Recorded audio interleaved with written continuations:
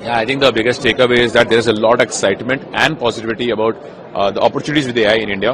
I mean, the scale at which this event has been organized, the kind of speakers we got from almost every part of the world, the kind of conversations that have happened, I think it's just given me the confidence that India is going to be ahead in the AI race because I think most parts of the world are looking at AI with a lot of suspicion. They don't trust technology. They're worried about what it's going to do. But I think because Indians have had a positive experience with technology, we've seen how UPI changed our life, how Aadhaar changed our life, how most of the tech changes in the last 10 years have really made our life easier, simpler, faster.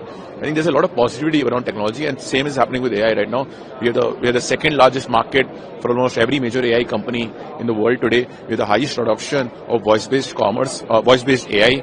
I think we're seeing massive ways in which Indian consumers are consuming AI. We heard the announcement from Sam, from Dario, from all the global speakers that India is their fastest growing market. I think all of that gives me the positivity that India is going to be ahead in the AI race, and we are prepared for it.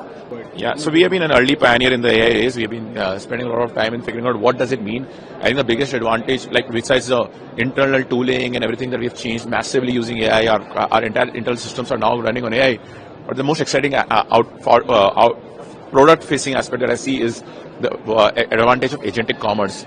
We did a pilot with NPCI and OpenAI 6 months back. We did another launch yesterday with Claude to enable agentic commerce in India, where we feel that a small town, somebody in a small town who's not comfortable with using apps, who's not comfortable with English, can now open the agentic chatbot, ask something in Hindi, ask something in their local language, and ask you to place an order for them, and it can buy stuff and deliver it for you without going to an app, without downloading any new app. I think that's a massive advantage.